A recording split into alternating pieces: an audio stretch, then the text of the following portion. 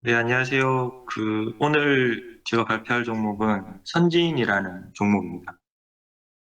네, 선지인이라는 종목이고, 선지인은 뭐 잘 아시는 것처럼, 사료를 주 사업으로 하고 있는 기업입니다. 기업이고, 그 사료 가격에 따라서 이제 기업의 이익이 좀 많이 달라지는 그런 업체로 보시면 되고, 최근에 이제 뭐 인플레이션이라던가 전쟁 이슈 때문에 곡물 가격이 좀 많이 오르면서 사료 가격도 좀 많이 올랐어요. 사료 가격이 오르고, 그래서 지금 스프레드가 많이 좁아져 있는 상태라서 이익단은 그렇게 많이 안 나고 있는 상황인데, 더군다나 이제 그 인플레이션의 전쟁 이런 이슈들 때문에 이제 돈육 가격도 최근에 많이 올랐거든요.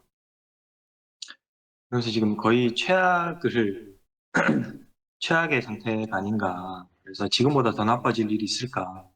인플레이션도 이제 거의 카오스를 바라보고 있고, 전쟁도 어느 정도 정리가 되고 있으면, 지금 많이 올라갔던 원자재 가격들이 제자리 돌아오면 그만큼 가격을 저가한 음식료 업체들이라던가 다른 업체들이 다시 좋아지는 그런 시기가 오지 않을까 싶어서 이제 선재를 제가 지금 보고 있는 거고. 네, 그렇습니다.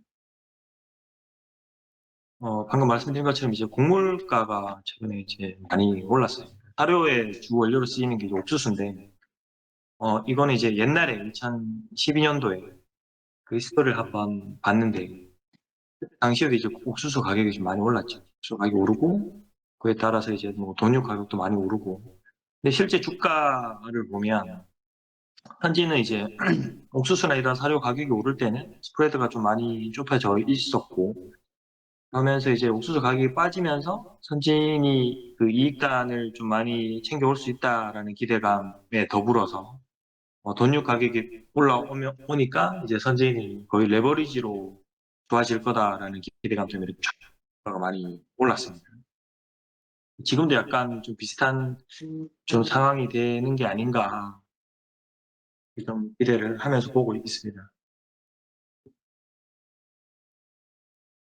코로나 전후로 해서 지금까지 그 곡물 가격이랑 돈유 가격이랑 주가를 한번 보는 건데 비슷하게 그 사료 가격이 지금 많이 올라 있습니다. 사료 가격도 많이 올랐고 지금은 뭐 어느 정도 조정을 받으면서 인플레이션이 꺾이면 이 옥수수 가격도 좀 빠질 거라고 보고 있고 돈육도 지금 많이 오른 상태이긴 한데 돈육 가격도 어느 정도 안정화 내지는 뭐 지금은 아직까지는 좀 많이 빠지고 있는 상태는 아니에요. 글로벌적으로 보더라도 국내도 삼겹살이나 뭐 이런 가격들이 아직도 높은 가격을 유지하고 있는데 어 그러면 조금 지나서 곡물 가격이 안정화가 되고 이익단이 높아지고 돈육 가격이 조금 더 유지가 되면 2012년도랑 똑같은 상황이 되거든요. 그러면 주가는 어떻게 반응할까? 그렇게 생각하면서 지금 좀 보고 있습니다. 모니터링하고 있는 상태입니다. 그 매출단은 계속 이렇게 좀 증가하고 있습니다. 이게 매출단이 증가하고 있는 이유는 사료 가격이 일단 제일 크고요. 사료를 계속 이렇게 소비를 해야 되는데 사료를 소비하기 위해서는 아무래도 그 돼지의 그 개체 수가 제일 중요하거든요.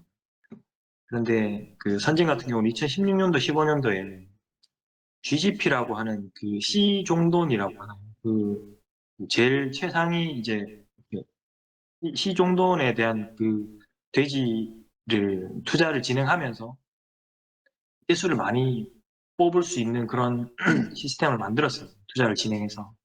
그러면서 뒷단에 이제 그 뭐 여러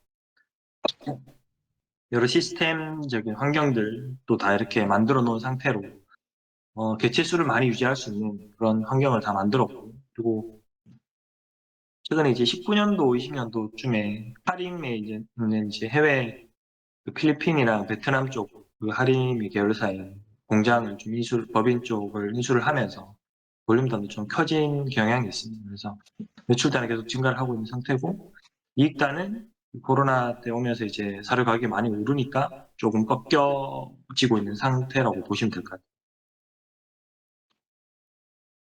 3분기 실적이 나왔는데 3분기 실적은 생각보다 많이 좋지는 않았습니다. 왜냐하면 환율적인 요소가 있기 때문에 아무래도 사료 같은 경우는 이제 수입을 좀 많이 옥수수라든가 이런 걸 수입을 많이 해야 되기 때문에 뭐 그런 부분도 좀 영향이 있었고 그리고 환손실을 좀 입어서 그 선분기 때는 좀 순이익단에 많이 꺾였는데 최근에 들어서 이제 달러가 어느 정도 좀 안정화됐잖아요. 안정화되면서 이 부분들은 4분기에 다시 환입이 될 거니까 뭐 이 부분들은 큰 걱정은 하지 않으셔도 될 것 같습니다. 네, 이탄 앞에서 보신 거 그러고 사료 따는 지금 코로나 때 이제 곡물 가격이 오르면서 좀 많이 올라 있는 상황입니다. 근데 가격 전가도 어느 정도 했고요. 어느 정도 한 상황이라서 투자도 뭐 어느 정도 할 만큼은 다 했다. 뭐 이렇게 생각하고 옥수수 같은 가격도 이제 좀 많이 올랐다가 지금 좀 안정화되고 있는 상태인데 돈육 가격은 이제 계속 오르고 있습니다. 특별상이 가지고 온 건데 돈육 가격은 계속 오르고 있는 상태. 딱 2012년도 딱 그 상황이랑 비슷하죠.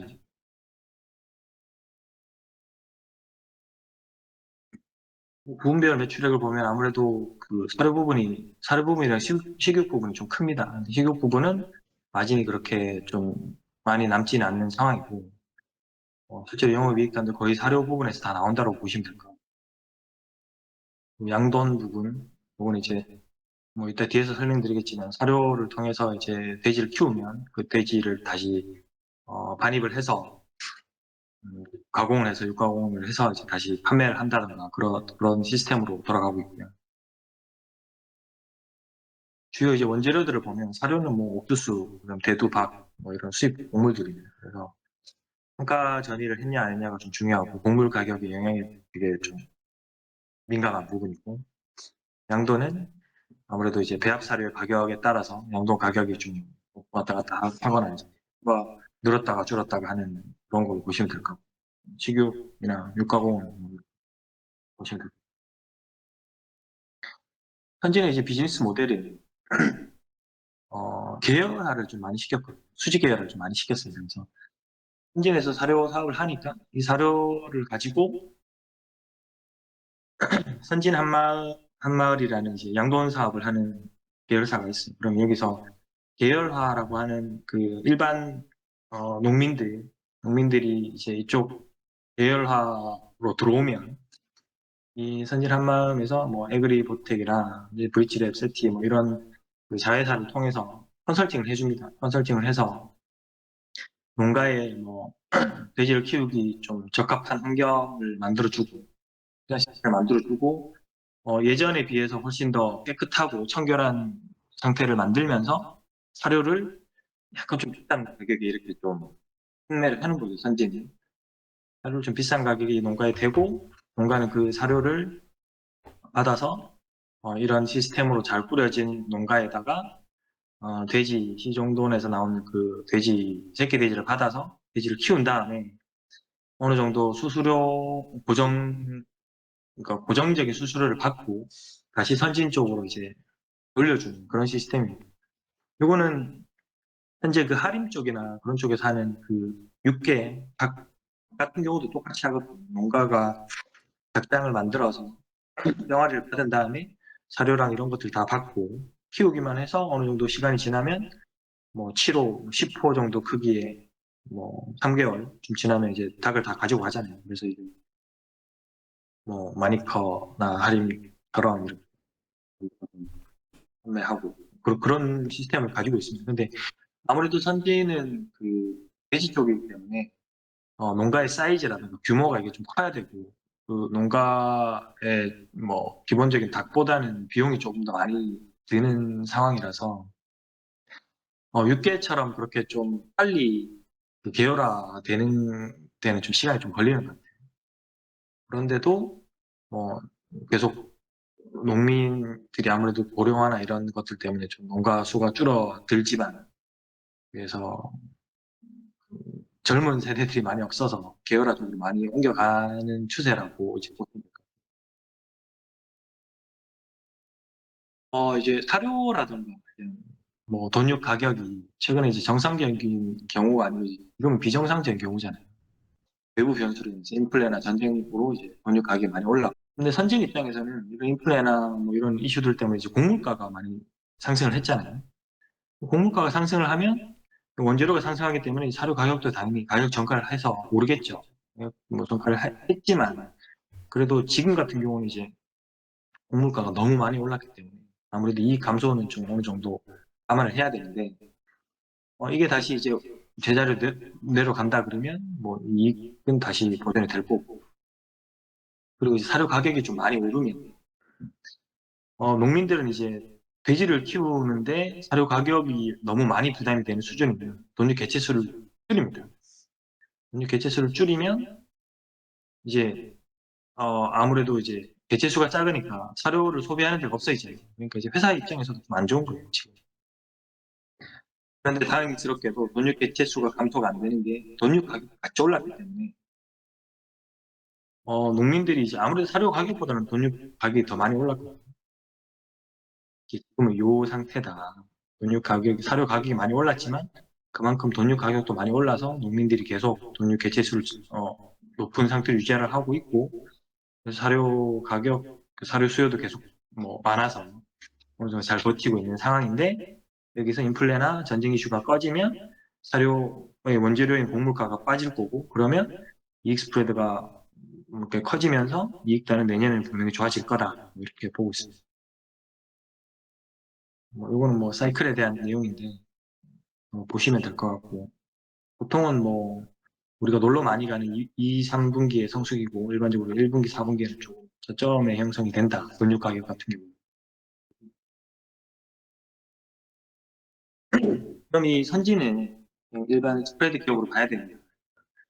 뭐 양돈 시장의 대형화가 되면서 성장을 할 수 있냐 좀 고민을 해봤는데 맞죠. 2015년도, 13년도에 15년도에서 GGP라고 하는 이제 지 정도를 투자를 하면서 양돈 시장이 이제 대형화가 됐습니다. 실제로 그 돼지 개체수를 늘릴 수 있는 환경을 좀 만들었고 기본적으로 이제 고령화가 진행이 되면서 농가가 이제 계속 감소를 하겠죠.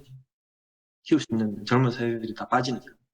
그러면 키울 수 없으니 실제로 이 농민들을 도와줄 수 있는 그 회사에서 수직 계열을 합니다. 이런 뭐 컨설팅이나 이런 거를 통해서 그런 환경에서 돼지를 좀 더 쉽게 키울 수 있게 되면 그 농가는 고정된 비용만 일단 어느 정도 안정적으로 고정된 비용을 받게 된다면 큰 문제 없이 할 수 있지 않냐. 그러면 조금 더 성장할 수 있는 걸로 이렇게 환경이 꾸며진 게 아니냐 보고 있습니다. 제가 말씀드린 뭐 선진의 비즈니스 모델을 보시면 될 것 같고요. 결국 그러면 이제 선진이라는 계열화 사업자 입장에서는 생산 설비 투자에 대한 이건 이제 농가의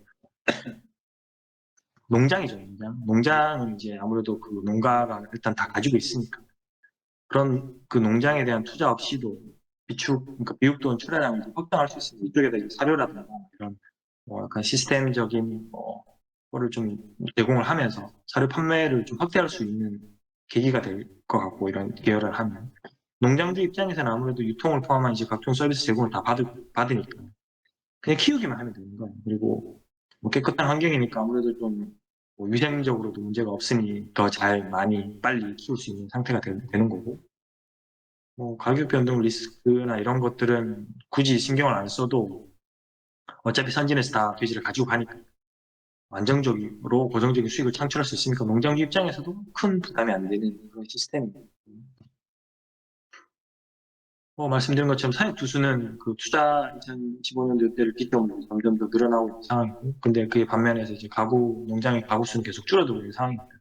그래서 계열화는 앞으로 계속 더 잘 될 거고, 그래서 선진의 그 사료에 공급하는 개체수는 돼지 개체수를 유지하면서 계열화가 되기 때문에 선진 입장에서는 나쁠 게 없다. 그런 환경이고, 그거는 이제 도매가, 소매가에 대한 내용인데, 네, 지금도 계속 높은 가격으로 유지가 되고 있는 상황입니다. 돼지 사육 두수는 계속 늘어나고 있으니 그 사육에 필요한 사료는 계속 더 많이 들어갈 거다. 보시면 됩니다. 네, 뭐 10월 달에도 네, 늘었다. 돼지가 늘었다 이렇게 내용입니다. 그리고 최근에는 이제 그때 12년도였나요? 18년도에 그때는 이제 아프리카 돼지 열병 때문에 돼지 돈육 가격이 엄청 많이 올랐거든요. 아프리카 돼지 열병 때문에 돼지고기들이 이제 폐사를 많이 했는데 중국에서는 계속 그 돼지고기 소비를 많이 하잖아요. 중국이나 뭐 베트남 같은 경우는. 그러면서 그 돼지, 전 세계 돼지를 다 끌어가니까 이제 가격이 오르면서 선진이 그때 뭐 모멘텀 받으면서 레버리지를 갖고 오른 게 있는데 최근에도 약간 그런 느낌새가 좀 보입니다. 이런 거 바라는 건 아니지. 혹시나 이런 것들이 돼지 가격에 영향을 좀 줄 수도 있지 않을까. 뭐 사료 가격은 계속 올랐고요. 가격 전가도 어느 정도 한 상황이고 옥수수 가격도 이제 제일 많이 쓰이는데 옥수수 가격이 좀 많이 올라 있는 상태고 이제 좀 안정화가 되면 이 부분들이 예, 그래들을 또 줄 거다. 좋은 환경.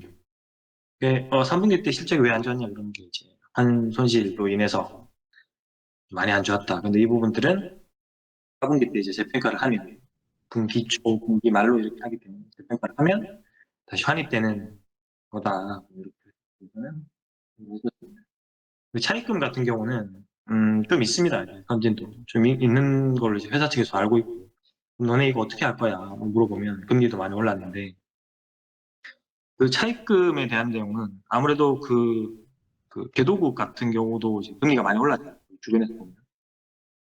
그래서 이 차입금을 지금 달러로 계산을 하는데 기존에는 좀 달러가 많이 올라서 결제를 계속 미루고 있었던 것도 있고 그리고 금리가 높은 베트남 쪽 법인도 있다고 했잖아요. 베트남 쪽에 금리가 높은 거의 10%대의 금리를 주는 은행이라던가 금융권이 있어서 차라리 이거를 지금은 그래도 10%까지는 아니니 그 돈을 그쪽에 예금을 해서 해칭을 하는 게 좀 더 나은 것 같아서 베트남 금융권으로 지금 좀 알아보고 있고 그렇게 처리를 할 생각이다. 그리고 기존에 좀 결제를 못했던 것들도 최근에 그 달러가 많이 좀 내려온 상황이니까 지금 모두 좀 결제를 할 거고 차입금에 대한 갚을 거고 그래서 뭐 나름 알고 있고 그 좀 전략적으로 대응을 하고 있는 것 같아요 선진이. 이런 거에 대한 뭐 리스크는 다 오픈되어 있는 건 아닌 것 같고 어느 정도 관리하고 있다. 3분 같은 경우는 이제 베트남 동가가 좀 많이 좋았었어요. 좋았었기 때문에 음, 국내보다는 베트남 쪽 법인의 실적이 좀 좋았거든요. 국내도 뭐 좀 좋았던 것 같은데 아무래도 그 사료 수입이라던가 뭐 그런 부분들 때문에 국내는 그렇게 이익은 나지는 않았다. 그렇게 설명을 좀 해주세요. 베트남 같은 경우도 돼지고기 값이 엄청 많이 올랐잖아요. 150원. 그래서 돼지고기 가격이 너무 올라서 이제 닭고기로 돈을 벌리고 있습니다. 근데 그 아까 말씀드린 것처럼 2020년도에 하림에 있는 그 베트남의 법인은 지분을 인수했어요. 그래서 이런 부분들도 해칭이 좀 된 거죠. 돼지고기를 못 팔더라도 닭고기 공장을 좀 법인을 인수를 하면서 이 부분을 해칭을 하면서 어느 정도 좀 경영을 잘 한 것 같아요. 그러면서 베트남 쪽뭐 나도 좀 한국이 경영을 하고 있는 것 같습니다. 이 부분들은 고기에 대한 고객들인 거고 이렇게 보면 아무래도 선진은 지금이 제일 최악이 아닐까. 그래서 뭐 잘 올라가는 뭐 성장주들도 있지만 저는 스프레드 기업을 이번에 처음 종목을 해봤는데 최악일 때 좀 사서 천천히 안정적으로 들고 가는 것도 괜찮은 것 같아서 해봤습니다. 네, 여기까지 하겠습니다, 발표.